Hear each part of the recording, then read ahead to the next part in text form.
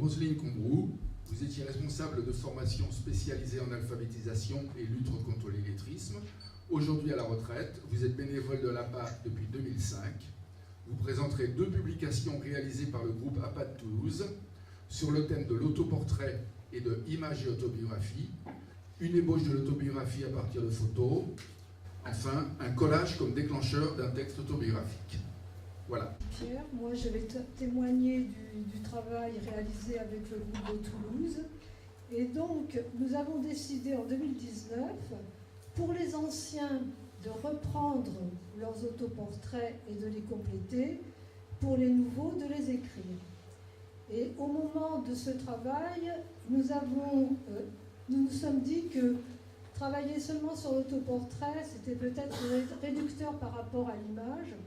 Et là, on a décidé ensuite de poursuivre avec image et autobiographie, ce qui a donné deux petits carnets qu'on a appelés La Page.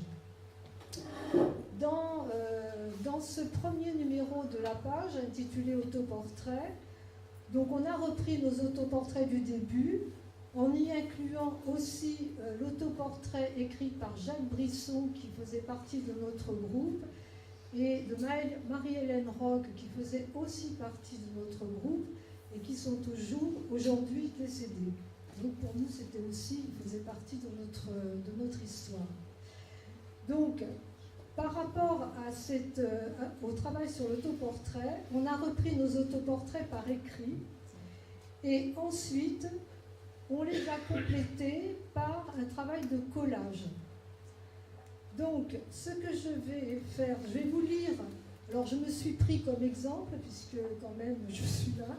Et les autres, je n'aurais pas demandé si je pouvais commenter leur autoportrait. Je vais vous lire l'autoportrait que j'ai écrit et ensuite le collage que j'ai réalisé. Alors, mon autoportrait écrit en 2004. Petite, j'étais déjà petite. Petite, je rêvais au prince charmant. Je voulais être institutrice. Je dévorais les bibliothèques roses et vertes. Baignée dans l'idéologie communiste, j'imaginais un monde plus juste.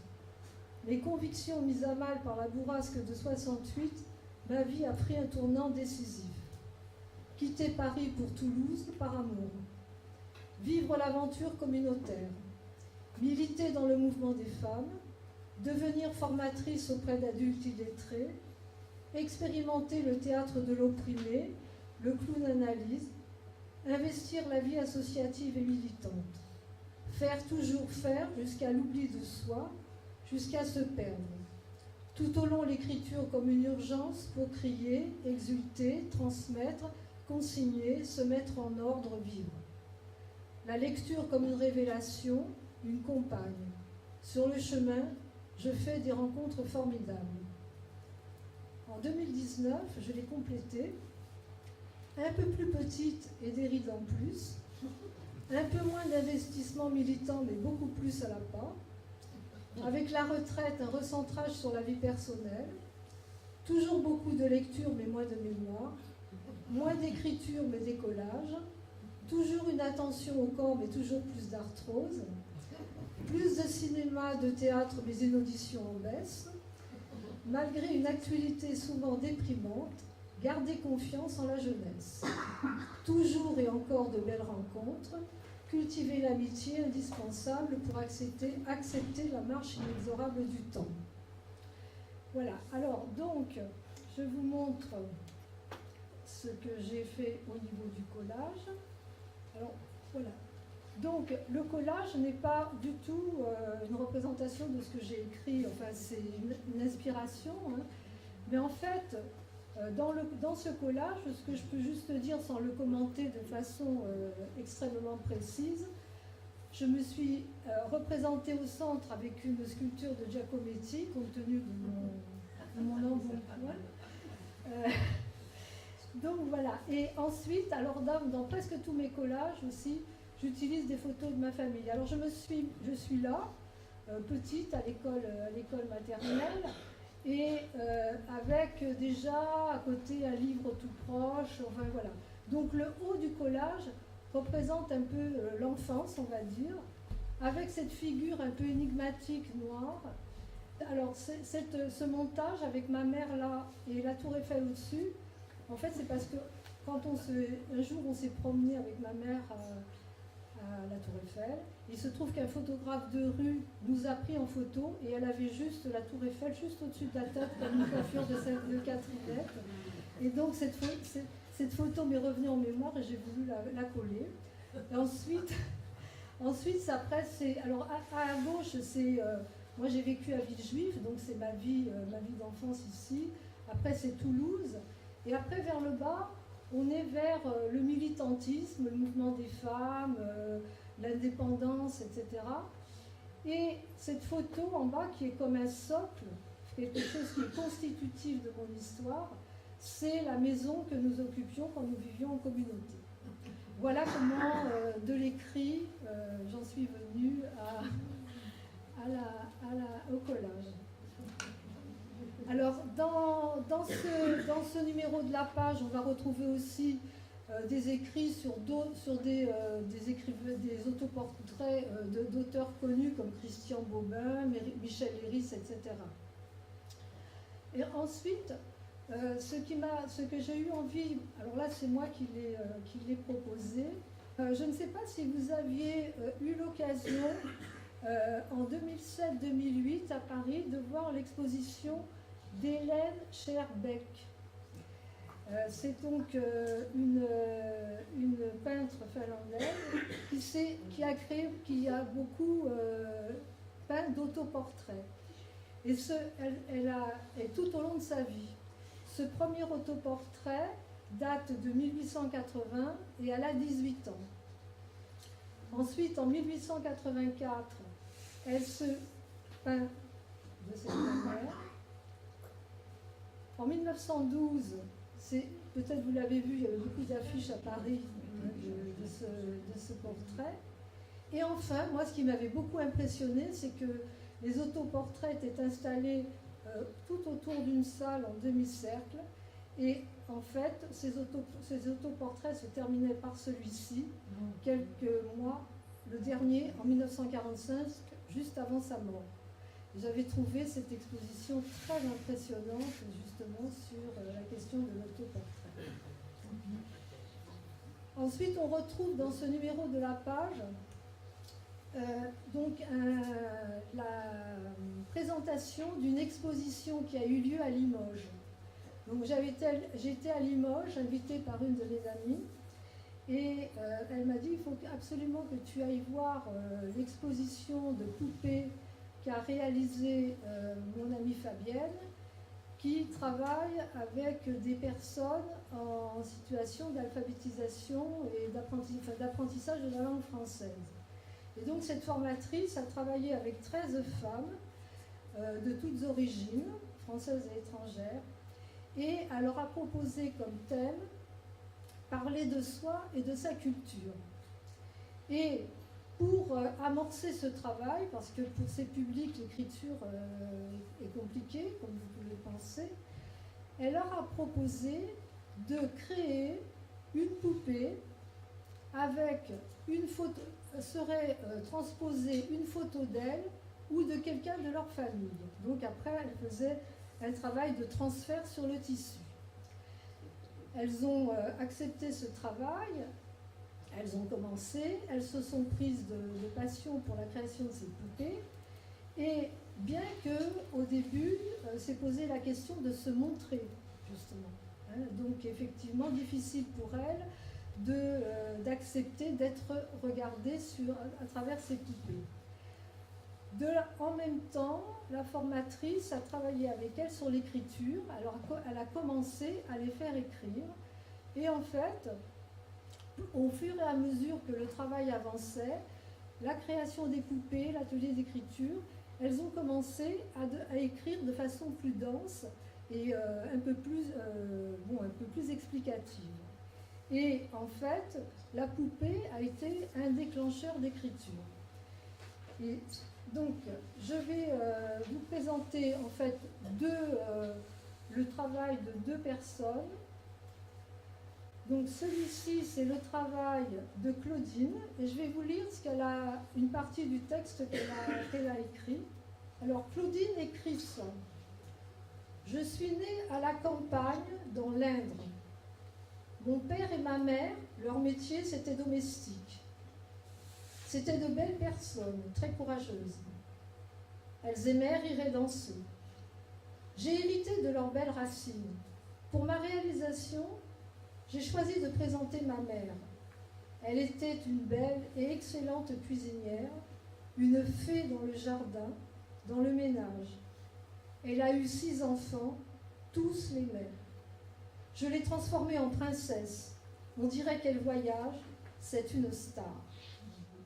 Donc maintenant, le deuxième numéro de la page, et plus généraliste bien sûr. Donc il y a une partie importante de filmographie, bibliographie, plus ou moins développée, selon les personnes qui ont choisi de présenter quelque chose. Et on y a bien sûr répertorié tous les numéros de la faute à Rousseau ayant un lien avec le sujet. Donc c'est exhaustif. J'ai présenté dans ce numéro ce colloque que vous pouvez retrouver sur Internet intégralement, Territoire autobiographique, récit en images de soi, auquel Philippe avait participé. Il était venu à Toulouse pour ce colloque. Et donc là, vous avez vraiment de nombreuses interventions, la photographie, les films, la BD, etc. Donc c'est assez exhaustif sur ce champ. Cette photo est accompagnée d'un texte de Lucie, qui est dans notre groupe, et ce dont elle a appelé ce texte la photo jaunie. Et elle y présente les personnes qui sont sur cette photo. Elle parle d'elle et du contexte dans lequel elle les a rencontrées enfants. Et en fait, le constat qu'elle fait à la fin de cette description de ce texte, c'est qu'en fait, eh bien, elle est la dernière qui peut dire qui sont ces personnes et l'histoire de cette photo. Et donc, avec le temps, eh bien, les photos restent, mais après le commentaire, les personnes disparaissent en tant que témoignage. Voilà, donc voilà pour le contenu de la page. Et je vais terminer par donc trois présentations de travaux que j'ai commencé à partir de l'image, que je présente dans la page. Parce qu'à plusieurs reprises, en fait, j'ai essayé d'utiliser l'image comme déclencheur d'écrits autobiographiques. Alors, ce sont des ébauches, aucune n'est terminée. Bon, c'est en fait pourquoi je ne sais pas trop, c'est les exigences, les imprévus de la vie, donc j'ai pas poursuivi. Mais souvent, ces cahiers m'ont quand même accompagné pendant plusieurs mois. Et le premier travail que j'ai réalisé, ça a été, souvent je me dis, j'ai toujours pas écrit mon autobiographie, comment faire, je ne sais pas trop par quel bout la prendre, j'ai des écrits un peu partout, tout ça est très éclaté. Et donc je ne sais pas quelle pourrait être la forme. Bon, pour l'instant, ce sont des fragments épars. Donc, dans ce premier cahier, que j'ai appelé le cahier gris, tout simplement, tout bêtement, du nom de sa couleur. Et voilà, c'est pas original, mais bon. Et comme n'est pas original du tout ce que j'ai fait dedans, mais en fait, il a quand même une petite histoire, ce cahier gris. Il est la suite, il aurait dû être la suite du cahier rouge. Le cahier rouge est un cahier que nous avions écrit avec mon amie Catherine, ensemble, à 4 mains, et qu'on a déposé à la PAM. Et quand ce cahier a été terminé, le cahier rouge a été terminé, elle est partie en Guyane, et avant de partir en Guyane, elle m'a dit, tiens, je te porte le cahier, j'ai pas trouvé de cahier rouge, bon, je te porte ce cahier, on va continuer à distance. Et puis il se trouve que prise par ces nouvelles occupations, la découverte de ce pays, nous n'avons pas continué. Alors j'avais ce cahier chez moi, puisqu'il était chez moi, et puis un jour je me suis dit, qu'est-ce que je vais faire? Tiens, voilà, je vais prendre les photos que j'en ai pas beaucoup de photos chez moi de mon enfance et de ma famille. Mais je me suis dit, tiens, tu sais pas comment démarrer ton autobiographie, et bien commence par la première photo que tu as de toi. Et donc j'ai commencé le 1er novembre 2006 et j'ai arrêté le 6 septembre 2008, mais il n'y a que 7 entrées. Alors vous voyez qu'il me faut du temps pour écrire. La première photo, cette photo, c'est ma mère et moi. J'ai 6 mois sur cette photo. Et donc j'ai écrit à partir de cette photo. Et alors ce que j'ai pu constater, c'est que je me souviens bien des lieux où sont prises ces photos, des moments, des atmosphères et parfois des sentiments aussi qui émanent, que je ressentais. Puisque ces photos, en fait, elles s'échelonnent de 55 à 68, donc j'avais quand même ensuite bien grandi. Ce sont toutes des photos en noir et blanc. Alors, paradoxalement, je me souviens aussi de beaucoup de couleurs, des vêtements, de la voiture qu'on avait à un moment donné, etc. Et ce qui m'a sauté aux yeux, ce dont je ne m'étais jamais aperçue, c'est que cette suite de photos, en la voyant comme ça, cette suite de photos, je me suis aperçue que j'étais toujours collée à ma mère sur les photos. C'était hallucinant, c'était vraiment dans le giron, et voilà, donc protectrice. Et en fait, toutes ces photos, en fait, sont source de digression et d'interrogation et de réflexion qui me préoccupaient au moment où je les ai écrites. Donc ces photos couvrent 12 années de ma vie. Et ensuite, j'avais 11 photos de moi seule, prises chez le photographe, de moi à l'école, etc. Alors donc je les ai toutes... j'ai essayé de me souvenir des dates, ce qui n'était pas chose facile. Alors la coiffure m'a souvent aidée, les lunettes, enfin bon, c'était pas facile. Et sur la dernière, en fait, j'ai 18 ans et on est en 69.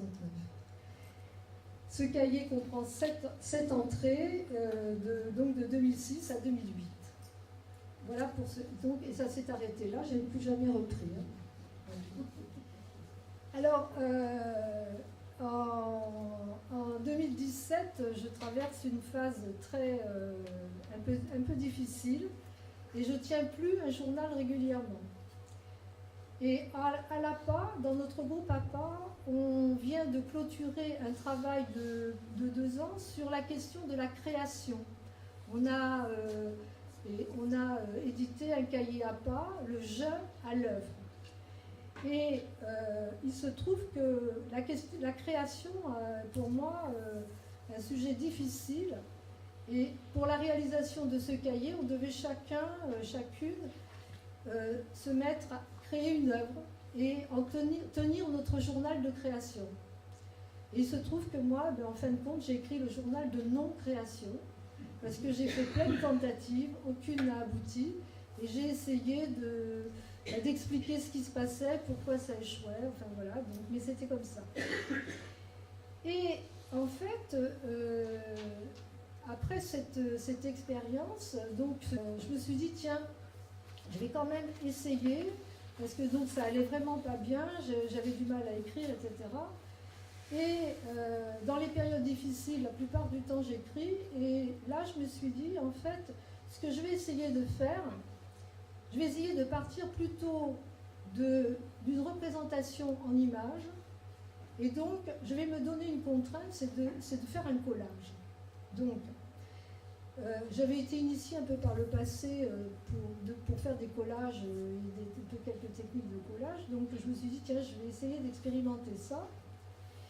Et je commence donc en mars 2017, je vais commencer ce cahier. Alors, ce que je m'étais dit, c'est que dans ce cahier, je ferai un collage par mois. Donc, vous voyez la contrainte, moi toujours la contrainte. Donc, un collage par mois, en essayant dans ce collage d'exprimer ce qui s'était passé. Voilà, j'avais pas de thème préétabli à l'origine. Le collage est toujours sur la page de droite. Et ensuite, me laisser porter par les associations. C'est-à-dire, au moment où je décidais de faire le collage, un peu avant, je commençais à faire mes découpages d'images. Voilà, donc un peu ce qui m'inspirait, je repensais à ce qui s'était passé. Je capitalisais des images en assez grande quantité pour avoir le choix après. Ensuite, je faisais mon collage et après, j'écrivais le texte. Et le texte, hormis pour le premier texte, que je vous lirai après, tous ont un titre. Il se termine par un ou deux acrostiches.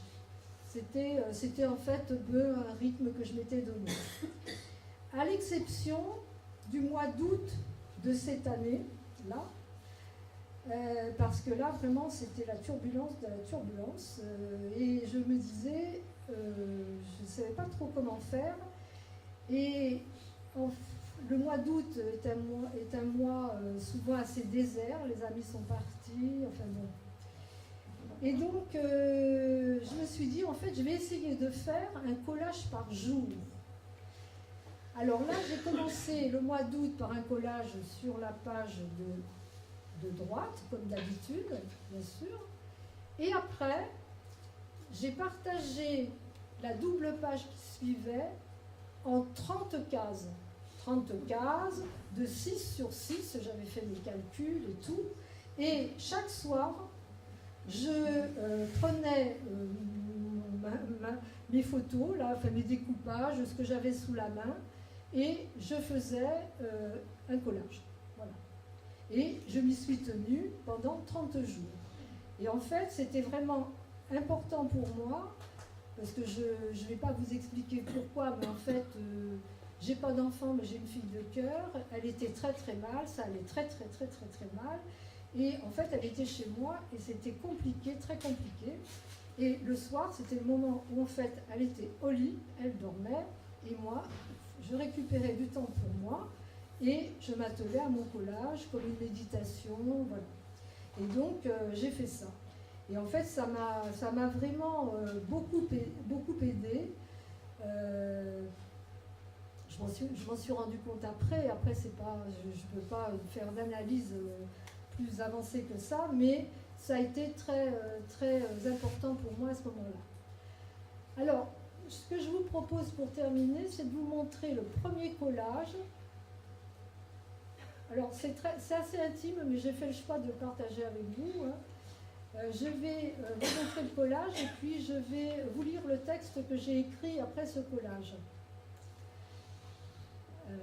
Voilà, donc ça, il y a 12 entrées. Hein, donc je l'ai commencé en mars 2017 et j'ai terminé en janvier 2018.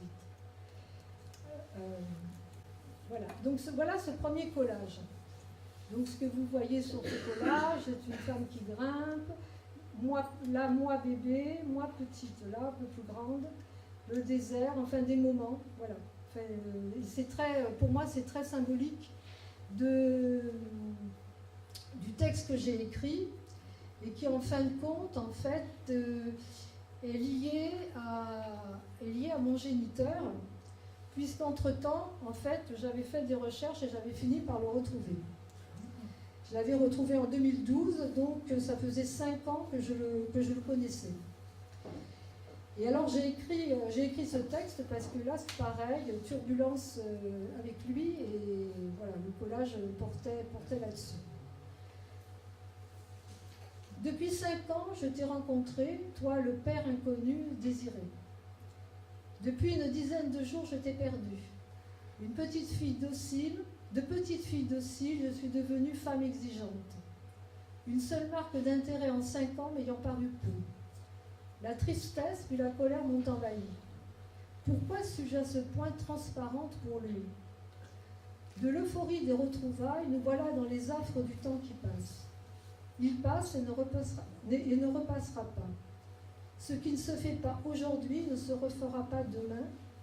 Il incite à l'action. Bouger, il faut bouger quelque chose. Je l'ai fait, mais toi tu ne ressens pas l'urgence qui m'anime. Ta reconnaissance, tu ne me la donnes pas.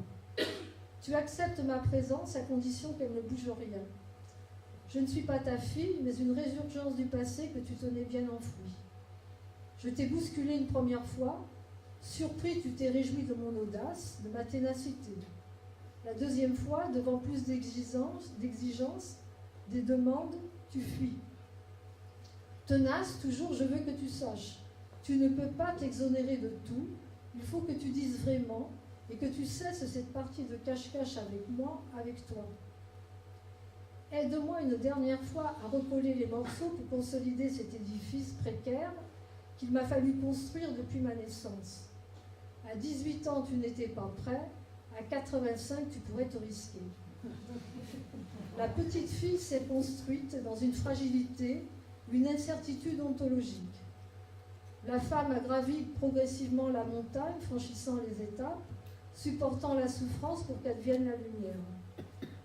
Le sommet pratiquement atteint, elle s'agrippe, encore un effort pour s'asseoir face à sa vie, une vie chaotique aux nombreuses éclaircies, tendre vers l'apaisement avant de s'éteindre.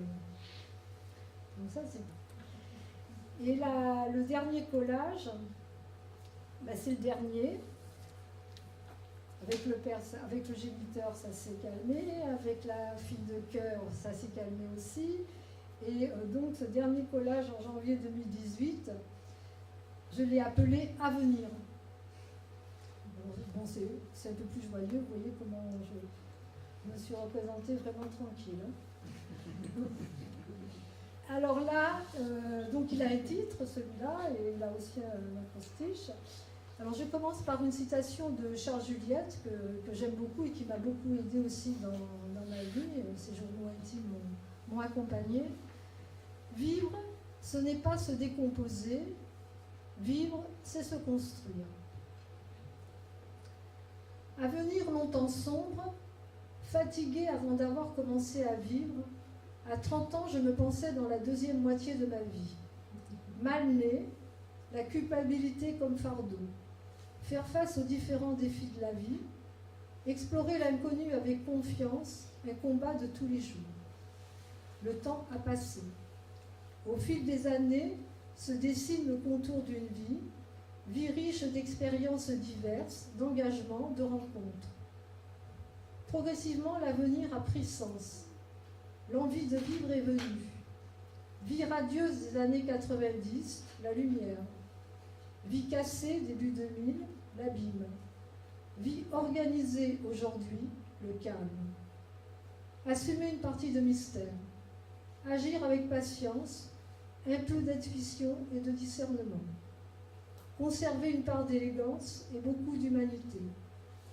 Vivre encore un peu pour profiter de ce recul, pour accompagner ma mère, pour jouir de mon indépendance, pour observer le monde, pour partir tranquille, dans un subtil équilibre entre ombre et lumière, ni trop tard ni trop tôt, juste au bon moment, l'âme en paix.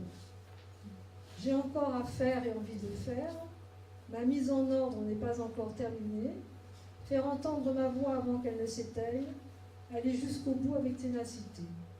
L'envivre de vivre, bien en vivant. Et l'acrostiche à partir de l'avenir, c'était aller voir en nous un domptable rêve. Bien voilà, donc vous voyez que pour moi la contrainte est porteuse, l'image aussi, un déclencheur intéressant qui accompagne l'écrit. Voilà, merci.